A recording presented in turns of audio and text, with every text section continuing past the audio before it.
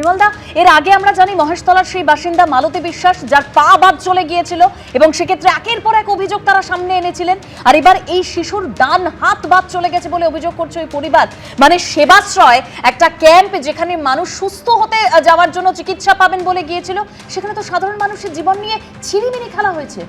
দেখো, নেতাগিরি দেখাতে গিয়ে এরা মানুষের জীবন জীবিকা কিভাবে শেষ করে দিয়েছে, একের পর এক পরিবারকে তছনছ করে দিয়েছে, তার বহু প্রমাণ আসছে। এটা তার বোধহয় শেষতম প্রমাণ। এটা শেষ নয়, হয়তো এরপরেও আরও হাজার প্রমাণ আসবে।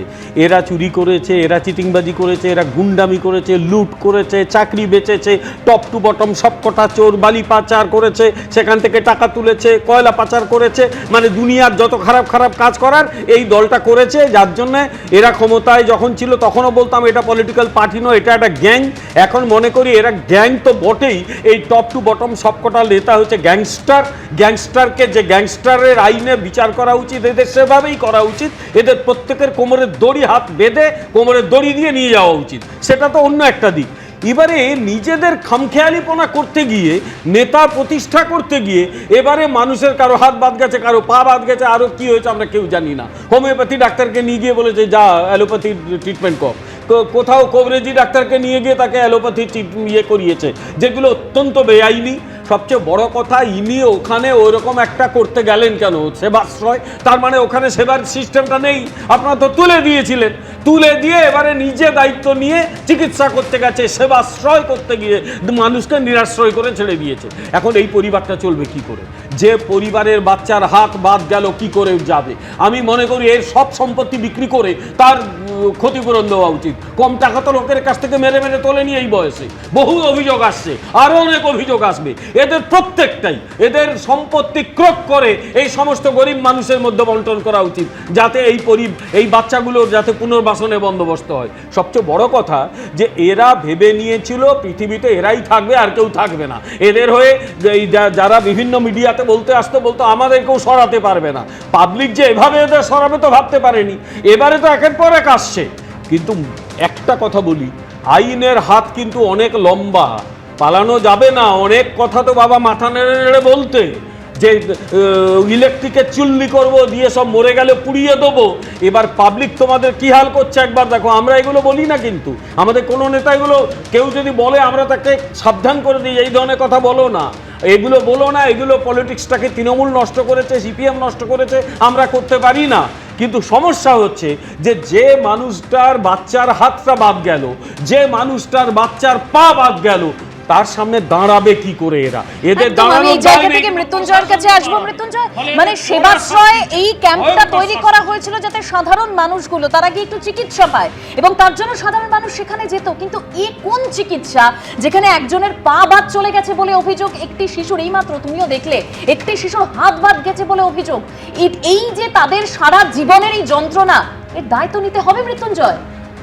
প্রথমত যুগে যুগে এই শুধুমাত্র তৃণমূল আমলে ছিল বা তার আগে সিপিএম, তার আগে কংগ্রেস, বা যে কোনো যুগে যুগে যারা জনপ্রতিনিধি হয় তারা পাড়ায় এরকম ধরনের স্বাস্থ্য ক্যাম্প করে থাকে। অনেক পাড়াতে ক্লাব অর্গানাইজেশনগুলো করে থাকে, অনেকে এনজিওগুলো করে থাকে, এরকম ধরনের স্বাস্থ্য ক্যাম্প হয়।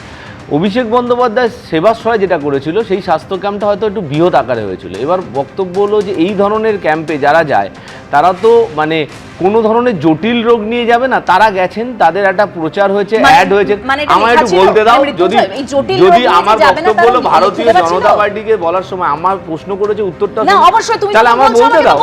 আমার বক্তব্য হলো আমার কোনো অপরাধ নয়। আমার পরের উত্তরটা শোনো, যদি জটিল রোগ নিয়ে যাবে দেখাতে, সেখানে যারা ডক্টর দেখছেন, এখানে আমাদের প্যানেলে কোনো ডক্টর নেই। আমার প্রথম কথা হলো যে যদি ডক্টর দেখে, ডক্টর কি প্রেসক্রিপশন করছে, কেন তার পা কাটা গেছে, কেন তার হাত কাটা গেছে, সেখানে মেডিকো লিগাল কি অফেন্স হয়েছিল, সেইগুলো দেখে একটা নিশ্চিতভাবে তার কেস হবে, মেডিকো লিগাল কেস হবে।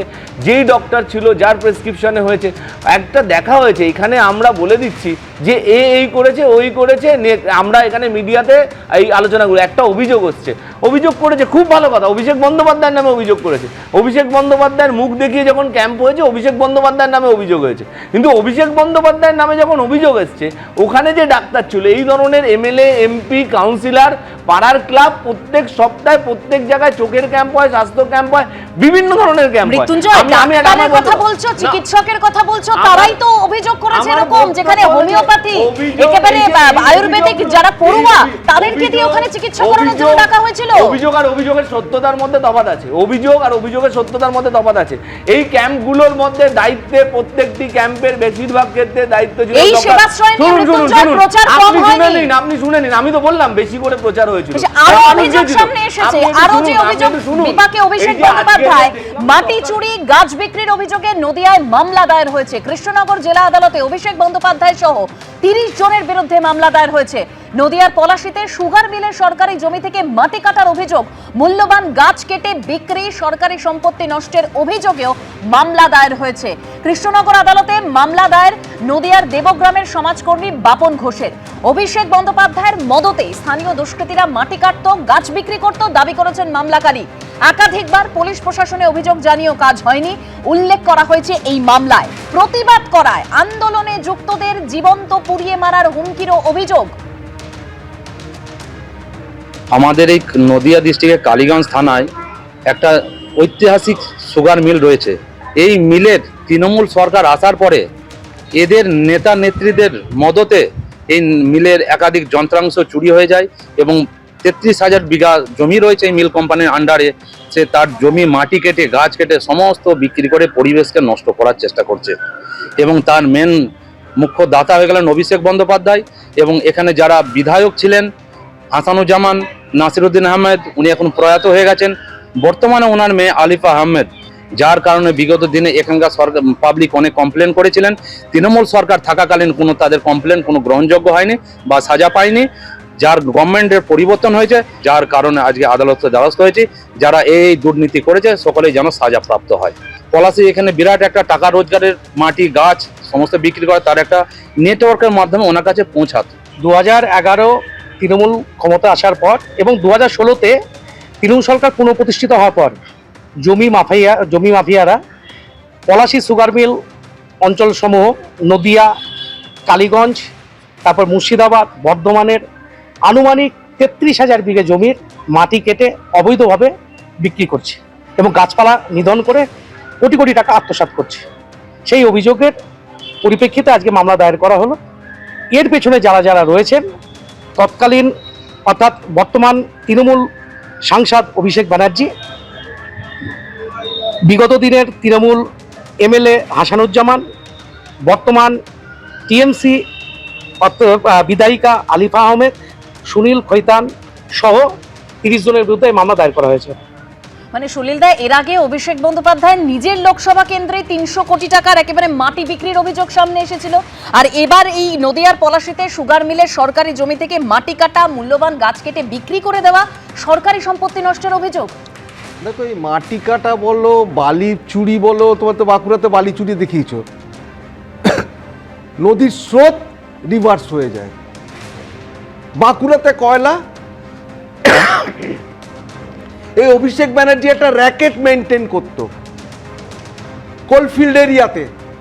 রানীগঞ্জ বলো, বাঁকুড়া বলো, দুর্গাপুর বলো, আসানসোল বলো, এই এন্টায়ার সারা মানে অ্যারাউন্ড দ্য ওয়ার্ল্ড ইন $80 সে একটা সিনেমা এসেছিল। এ হচ্ছে যে সারা পশ্চিম বাংলাতে দুর্নীতিগ্রস্ত করে তুলেছিল। কিছু দুর্নীতিগ্রস্ত লোককে নিয়ে ও একটা গ্যাং অফ ক্রিমিনালস তৈরি করেছিল। দিনের পর দিন লুট করেছে, পাথর খাদান থেকে পাথর চুরি করেছে, ডিনামাইট দিয়ে খাদান উড়িয়ে দিয়েছে। আজকে তো অনুব্রত মণ্ডলী বলল ওর জন্য আমি 2.5 বছর জেলে ছিলাম। এখন তো সবাই এক এক করে বলছে, একটার পর একটা দুর্নীতি করেছে। তুমি জানো এই যে অভিষেক ব্যানার্জি, দুর্নীতি আর তৃণমূলের ধ্বংসাবশেষ, একটা এই শারদিয়াতে একটা নতুন একটা বই বেরোচ্ছে, পাবলিশারের খোঁজ চলছে, এখন প্রকাশক খুঁজে পাওয়া যাবে, আস্তে আস্তে দেখবে। এই যে অভিষেক ব্যানার্জি বলো, সবার পেছনে মানুষত্ব তাহার উপরে নাই, এই সবার পিছনে ছিলেন মমতা ব্যানার্জি। তোমাকে আমি বলে দিচ্ছি, এবং এই মমতা ব্যানার্জি ছিলেন সমস্ত পুলিশ বিভাগটাকে একদম মুখ আর বধির করে রেখেছিল দিনের পর দিন। দুর্নীতি অল অ্যারাউন্ড আমার একটা ওয়েস্ট বক্তব্য, বেঙ্গল, এখন স্টেট অফ ওয়েস্ট এখন বেঙ্গল। অভিষেক মৃত্যুঞ্জয় দাঁড়াও। না না, আমার একটা কথা আপনার বলতে সুবিধা হবে। আপনি বললেন না যে অনুব্রত মণ্ডল বলছে 2.5 বছর জেল কেটেছে অভিষেক একটু বন্দ্যোপাধ্যায়। মৃত্যুঞ্জয় সলিলদার বক্তব্য দাঁড়াও। শুনে নিন। হ্যাঁ। সমস্ত পশ্চিম বাংলাটাকে দুর্নীতিগ্রস্ত করেছিল, নিজের কর্মীদের হত্যা করেছিল যারা বাধা দেবে। দুলাল সরকার, আজ তার স্ত্রী চৈতালি সরকার এখনো আক্ষেপ করছেন, আসল দোষী ধরা পড়ে না। পুলিশকে একদম ডিফান্ড করে রেখেছিল। একটা দুর্নীতিগ্রস্ত, গত 1.5 দশক ধরে এই দুর্নীতিগ্রস্ত এই সরকার, এই রাজ্য সরকারের প্রশাসন যেভাবে চালানো হয়েছে, বাধ্য করা হয়েছে, তার পেছনে এই মাননীয় মুখ্যমন্ত্রী, আগে প্রাক্তন মুখ্যমন্ত্রী। আমি কিন্তু মাননীয় মুখ্যমন্ত্রীকে অনুরোধ করব, আমার দাবি হচ্ছে 1 নম্বর হচ্ছে সেবাশ্রয়। এই সেবাশ্রয় এখন পর্যন্ত 5টা কেস হয়েছে, এক মহিলার পা চলে গেছে। একদম একের পর এক অভিযোগ সামনে আসছে এবং সেই অভিযোগের ভিত্তিতে তদন্ত কিভাবে এগিয়ে যায় অবশ্যই আমাদের সেদিকে নজর থাকবে। এবিপি আনন্দ, এগিয়ে থাকে, এগিয়ে রাখে।